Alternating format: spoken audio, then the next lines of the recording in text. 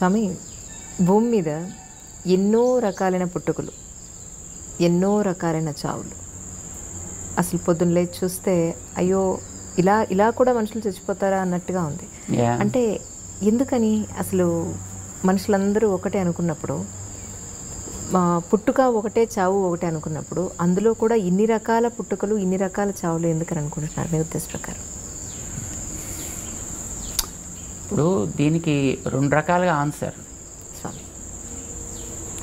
ఒకటి కర్మని నమ్మిన వాడికి ఒక ఆన్సర్, కర్మ నమ్మకపోయిన వాడికి కూడా ఇంకొక ఆన్సర్. కర్మని నమ్మిన వాడి గురించి మొట్టమొదటి చెప్తాను, ఎందుకంటే మన కర్మ సిద్ధాంతాన్ని నమ్మిన వాళ్ళం కనుక. ఒకడు తన జీవిత కాలంలో రకరకాలుగా క్రూరమైన పనులు చేస్తూ బతుకుతాడు. వాడు వీడిని పొడుస్తాడు, వాడిని పొడుస్తాడు, చంపుతాడు, జంతువుల్ని చంపుతాడు, తింటాడు, పచ్చి జంతువుల్ని తింటాడు, రకరకాలుగా. ఇలా జీవించిన వాడికి నెక్స్ట్ బర్త్ రావాలి కదా, మళ్ళీ వాడు కూడా నెక్స్ట్ బర్త్ వస్తుంది.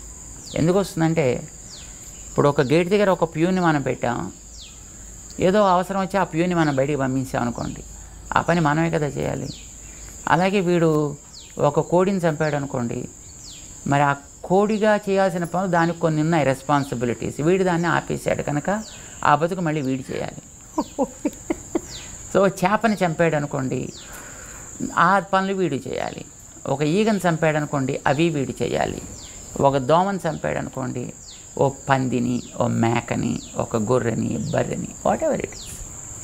ఇప్పుడు వీటన్నిటినీ వాడు చంపినప్పుడు అవన్నీ చేయాల్సిన పనులు వీడు చేయాలి కనుక వీడికి నెక్స్ట్ బర్త్లో వాటికి ఏవేవైతే ఎక్స్పీరియన్స్ చేయాల్సి ఉందో అవన్నీ వీడికి ఎక్స్పీరియన్స్కి వస్తాయి ఆటోమేటిక్గా, ఒకదాని తర్వాత ఒకటి. ఒక బర్త్లో రాకపోవచ్చు, maybe a few births, right. దాన్ని బట్టి వీడి యొక్క పుట్టుకలోనూ మార్పులు వస్తాయి. ఒక్కొక్కడు కుక్కలా పుడతాడు, ఒక్కొక్కడు చేపలా పుడతాడు, ఒక్కొక్కడు పందిలాగా పుడతాడు, ఒక్కొక్కడు పిల్లిలాగా పుడతాడు. ఆ పుట్టే ప్రాసెస్లో వీడు యాక్చువల్గా మనిషిగా పుట్టాల్సిన వాడు. మనిషిగా పుట్టాల్సిన కుక్కలా పుట్టాడు అనుకోండి, మరి దానిలో తేడా ఉంటుంది కదా. Different types of births. చాలామంది అంటుంటారు, వీడికి ఉండే కర్మలు ఎన్ని రకాలు ఉంటాయో కర్మని వీడు అనుభవించాలి. కర్మ ఎప్పుడూ కూడా కృతం కర్మ శుభ అశుభం అవశ్యం అనుభోక్తవ్యం. ఏది మనం ఒకసారి చేశామో దాన్ని ఎప్పుడో అప్పుడు తప్పకుండా అనుభవించి తీరవలే, ఎవడైనా కానివ్వండి. మరి అనుభవించడానికి బాడీయే కదా సాధనం. బాడీలోకి రావాలి, మళ్ళీ బాడీలోంచి వెళ్ళాలి. కనుక ఈ మధ్యలోనే వాడికి అనుభవించాల్సిన వాటన్నిటిని కూడా అనుభవింప చేయాలి కదా. కర్మల యొక్క తారతమ్యాన్ని బట్టి వీడి యొక్క పుట్టుకల్లో తారతమ్యాలు ఏర్పడతాయి, వీడి యొక్క పోకడలో తారతమ్యాలు ఏర్పడతాయి, వీడు సాగించే జీవితంలో కూడా తారతమ్యాలు ఏర్పడతాయి. ఇది కర్మని నమ్మిన వాడి సంగతి. కర్మని నమ్మలేదనుకోండి, అలాంటప్పుడు ఇందాక మేము చెప్పాను చూసారా, లాజిక్. ఒకడిని ఉన్న వీడు ఏదో చేశాడు, హింసించాడు, మరి హింసించిన దాని యొక్క ఫలితం వీడు పొందాలి కదా. అంచేత వీడికి వాడి హింసకి సంబంధించినటువంటి ఏ అనుభవం ఉంటుందో ఆ అనుభవం వీడికి ఇక్కడ రావాలి. కొంతమంది చెప్తుంటారు, అబ్బా నేను నిజంగా పుట్టినప్పటి నుంచి ఇప్పటిదాకా ఏం తప్పు చేయలేదండి, కానీ ఎందుకు వచ్చిందండి ఇలాంటిది. పాపం వాడండి అసలు ఎంత అమాయకుడండి, కానీ వాడికి ఎందుకండి ఇట్లాంటి బాధ వచ్చింది, వాడికి ఎందుకంటే ఇట్లాంటి రోగం వచ్చింది, వాడికి ఎందుకంటే ఇట్లాంటి చావు వచ్చింది, ఇలా అంటుంటారు. లాజిక్ మనం బట్టి మనం చూసినట్లయితే వీడు ఇంతకుముందు ఏం చేశాడని పాపం వాడికి తెలియదు. ఇప్పుడు మనం కార్యాన్ని బట్టి కారణాన్ని ఊహిస్తాం. ఇప్పుడు ఈవేళ త్రేన్పు వచ్చిందనుకోండి, దాంట్లో జీలకర్ర వాసన వేస్తే బహుశా నేను తిన దాంట్లో ఎక్కడో జీలకర్ర ఉండి ఉంటుంది అని మనం ఊహిస్తాం మనం. అలాగే ఇప్పుడు మనం అనుభవించేటటువంటి దాన్ని బట్టి బహుశా వీడు ప్రీవియస్ బర్త్లో వీడు ఏదో చేసి ఉంటాడు అని మనం తప్పకుండా వీ ఇన్ఫర్ దట్, అది మనం ఊహిస్తాం దాన్ని. బికాస్ ఇది మనకి ఫస్ట్ బర్త్ కాదు, ఎవరికి కాదు, ఎన్నో బర్త్స్ మనం సాగుతున్నాయి. దీన్ని మనం అంగీకరించాలి, లాజికల్గా చెప్తున్నాను. ఎందుకు లాజికల్గా అంగీకరించాలి? ఒకే తల్లికి పుట్టినటువంటి ఇద్దరు సంతానం ఒకే రకంగా ఉండట్ల, ఆలోచనల్లో కానీ ఆచరించే యాక్టివిటీస్లో కానీ. ఎందుకు వచ్చింది difference? There must be some guiding factor behind. అది మనం పూర్వజన్మలోంచి వచ్చింది ఏదో అని క్యారీడ్ ఫార్వర్డ్ తీసుకుంటాం మనం. పశువుల్ని మనం చూస్తున్నాం. సే ఒక దూడ పుట్టింది, పుట్టిన 1.5-2 మినిట్స్లో అది మెల్లిగా లేచే ప్రయత్నం చేస్తుంది. ఒక 5 మినిట్స్ కల్లా లేచి నిలబడుతుంది. And the calf certainly knows where the udder is to suck the milk. ఒక దూడ, దానికి అక్కడ పొదుగు ఉంది, అందులో పాలున్నాయి, తనకు ఆహారం అక్కడి నుంచి తను సంపాదించాలి.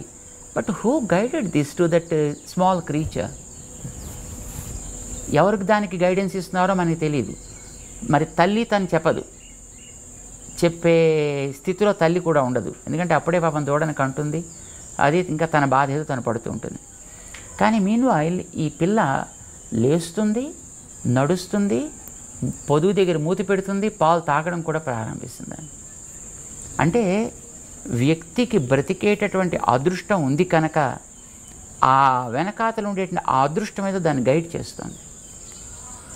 దీన్ని బట్టి మనకి ఏమర్థమవుతుంది? దానికి కూడా ఒక ప్రీవియస్ బర్త్ ఉంది.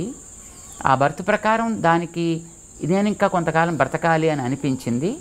So it searched for the food and it got the food also. ఇది వెనకాతల కర్మ ఉందో లేదో మనకు తెలియదు, బట్ వెనకాతల బర్త్స్ అయితే మనకి తప్పనిసరిగా ఉన్నాయి. And something we have acquired also with us, carrying that stock right now with us. దీన్ని బట్టి వాడు అంతకుముందు ఏం చేశాడో మనకి తెలియదు. వాడు ఏదో ఒక ప్రభావం చేత ఇక్కడ ఈ జన్మలో వచ్చాడు, ఇక్కడ పుట్టాడు ఇక్కడ. బట్ వచ్చిన పర్పస్ ప్రాబబ్లీ ఫినిష్ అయిపోయి ఉంటుంది. వాడు అంచేత వాడు వెళ్ళిపోవాలి. వాడు వెళ్ళడానికి ఏదో ప్రాసెస్ కావాలి. That is a process probably. భగవంతుడు భగవద్గీతలో చెప్పాడు ఒక మాట. ఇప్పుడు ప్రతివాడు ఒక పర్పస్ కోసం వస్తాడు. పర్పస్ అయిపోయిన తర్వాత no matter what age that he is in and what place he is in also the matters. మేము ఇప్పుడు జస్ట్ ఉదాహరణ చెప్తుంటాము.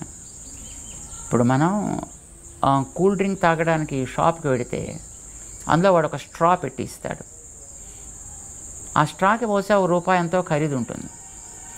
మనం ఆ డ్రింక్ తాగేసిన తర్వాత ఆ స్ట్రా ఇంకా బాగానే ఉంటుంది.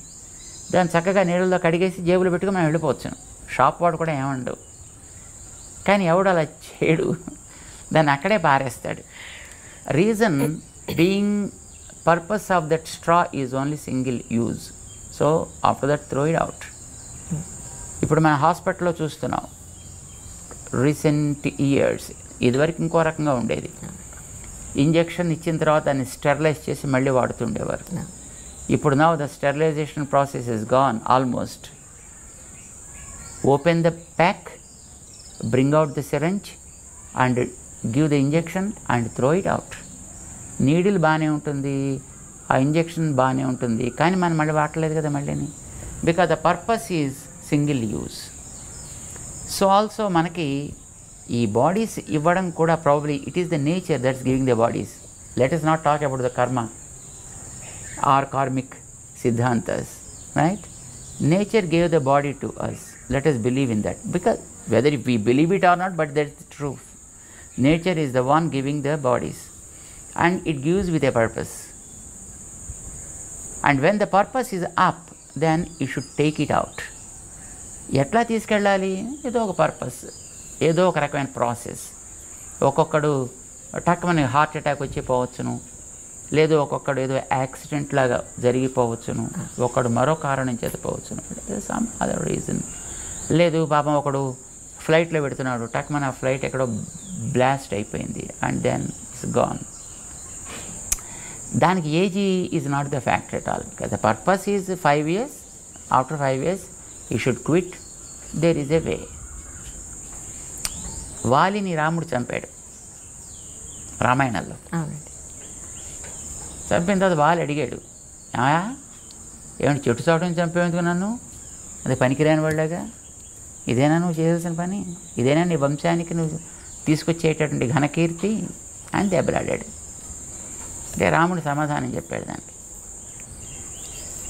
నువ్వు జంతువు కదా, మీవాడు జంతువు కదా, నేను పరిపాలకుణ్ణి కదా, నేను వేటగాడిని. వేటగాడి జంతువుని ఎరపెట్టి చంపుతాడు కదా, వాడిని ఎరగా పెట్టా, నిన్ను నేను కొట్టా. కొట్టేవాడు కూడా మాటు వేసే కదా కొడతాడు, అలాగే కొట్టాను నేను. తప్ప మరి నేనేం తప్పు చేయకుండా ఎందుకు కొట్టావా అని అడిగాడు. తప్పు చెయ్యలేదంటావేమిటి, నీ తమ్ముణ్ణి బతికుండగా రాజ్యంలోంచి బయటికి తరిమావు తప్పు చేయకుండా అతని భార్యను పట్టుకొచ్చి నీ దగ్గర పెట్టుకున్నావు. This is according to our law is a sentenceable offence. నువ్వు ఆ తప్పు పని చేసావు, అందుకోసం నిన్ను దండించాలి. నేను దండించేవాడిని, నువ్వు దండన పొందేవాడివి.